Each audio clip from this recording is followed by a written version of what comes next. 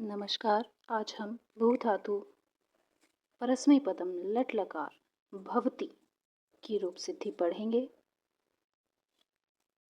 इसके लिए आपको एक तरफ स्थिति लिखनी होगी, एक तरफ सूत्र लिखना होगा और एक तरफ उस सूत्र का कार्य लिखना होगा।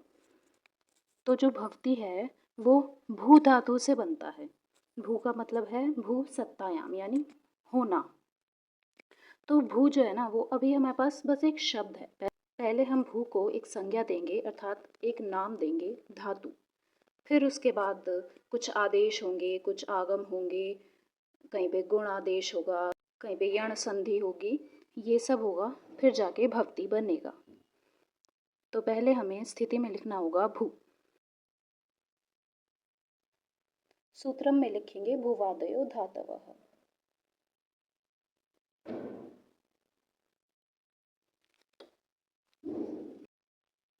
भूवादयो धातवः का मतलब होता है जो क्रियावाची भू आदि शब्द होते हैं उनकी धातु संज्ञा होती है। तो इसका भूवादयो धातवः का कार्य क्या होगा? धातु संज्ञा। कार्यम में हम लिख देंगे धातु संज्ञा। जो भवति है वो लट लकार का रूप है। तो अब हम भू पर लट प्रत्यय लगाएंगे। लट लकार का सूत्र होता है वर्तमाने लट। वर्तमाने लट का मतलब होता है यानी वर्तमान अर्थ में धातु से लट प्रत्यय होता है। और वर्तमाने लट का कार्य क्या हुआ कि लट प्रत्यय लगाया गया। तो कार्य में हम लिखेंगे लट प्रत्यय।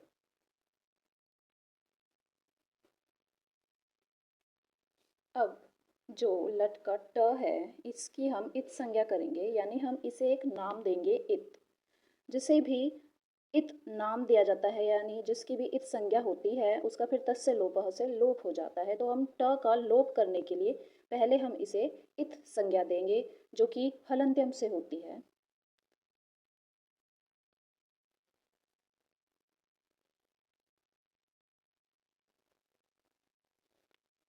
और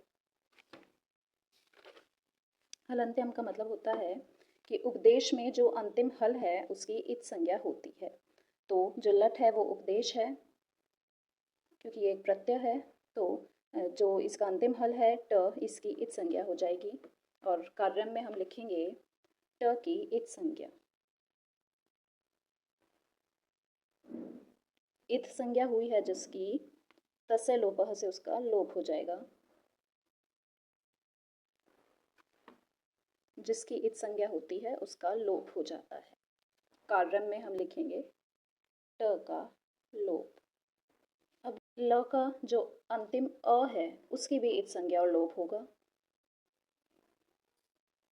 अ की इत संज्ञा होगी उपदेशे अज अनुनासिक इत सूत्र से।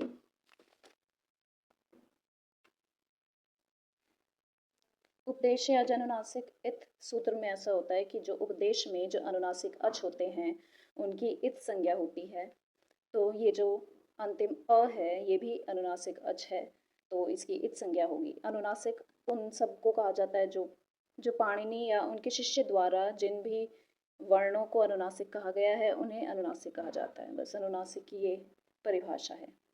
तो ये जो अंतिम अ है इसको भी अनुनासिक कहा गया है तो इसकी भी इत संज्ञा होगी। सूत्र में लिख देंगे और उपदेश्य अनुनासिक इत का कार्य में यहाँ पे हुआ है ल के अ की इत संज्ञा। वही तस्य लोपः से लोप। अ का लोप।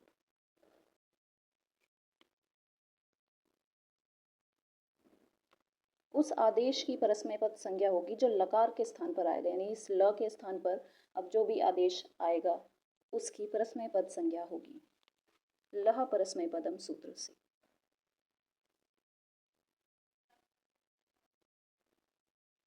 और इसका कारण होगा परस्मैपद संज्ञा। अब ल को तिप आदेश होगा। सूत्र लगेगा तिप्तस झी सिप्थस्थ मिवस्मस ताताम झ थास आथाम ध्वम इड वही महिम। इसमें ऐसा होता है कि लकार के स्थान पर तिप आदि 18 प्रत्यय आदेश होते हैं और वे 18 प्रत्यय ये हैं। इनमें से 9 प्रत्यय परस्मय पद हैं, 9 प्रत्यय आत्मनेपद हैं और ये ती से शुरू होता है और महिंग के ग पे खत्म होता है, इसीलिए इनको तिंग प्रत्यय भी कहते हैं। और कार्य होगा इसका ल को तिप आदेश। तिप के प की इत संज्ञा और लोप होगा हलंत्यम और तस्य लोपः से।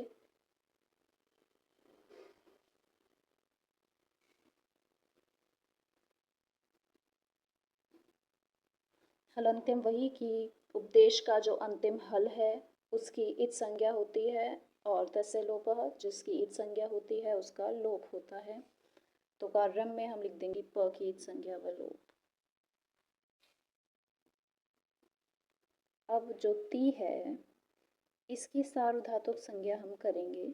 अभी आपको बाद में पता चलेगा कि हम क्यों ये संज्ञा कर रहे हैं। भूति सूत्र में लिखेंगे तिंग शित सार्वधातुकम।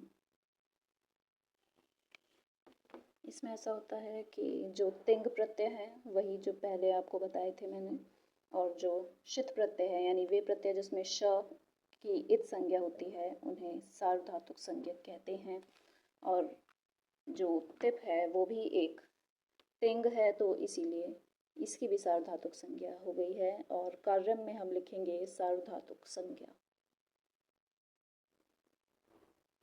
अब भू और ती के बीच में शप आएगा, शप का आगम होगा। भू ती को शप का आगम होगा, वो होगा कर्तरी शप सूत्र से। कर्ता अर्थ में अगर सार्वधातुक प्रत्यय परे हो तो धातु मात्र से शप प्रत्यय होता है। सार्वधातुक संज्ञा हमने इस सूत्र के लिए भी की और आगे भी एक सूत्र आएगा उसके लिए भी सार्वधातुक संज्ञा का उपयोग होगा। तो जो ती है वो सार्वधातुक प्रत्यय है और कर्ता अर्थ में भी है, तो इसीलिए यहाँ पर शप प्रत्यय भी आएगा और इसका कार्य हो जाएगा शप विकरण। अब प की संज्ञा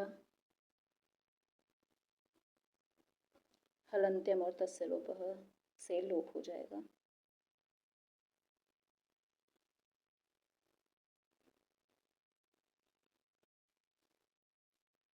अब जो श है इसमें एक तो श हलंत है और अ है उससे श बना है, तो श हलंत की भी संज्ञा और लोप हो जाएगा।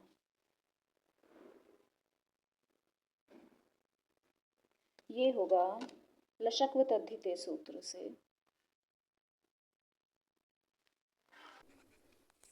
लशक्व तद्धिते बना है ल श कु अतद्धिते से, यानी जो तद्धित वर्जित प्रत्यय हैं उनके जो आदि ल श और क वर्ग हैं उनकी इत संज्ञा होती है।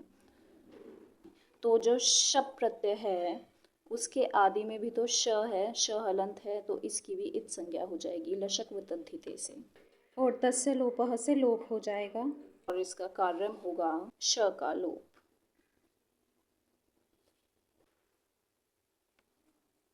अब यहाँ पे सार्वधातुक संज्ञा जो हमने की थी उसका एक बार फिर से यूज आएगा। ये जो ऊ है इसको ओ आदेश हो जाएगा यानी गुणादेश हो जाएगा।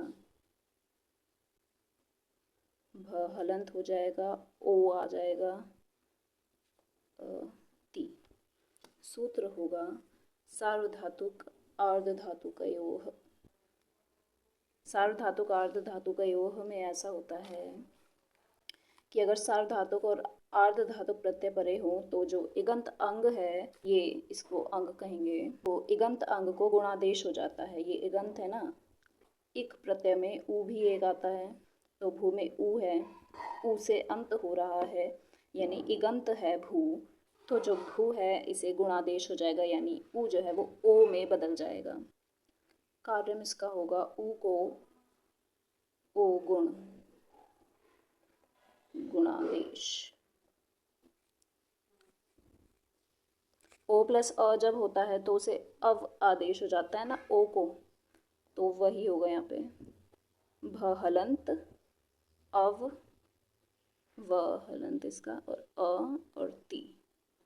सूत्र होगा एचो अयवा या वह, यानी यण संधि।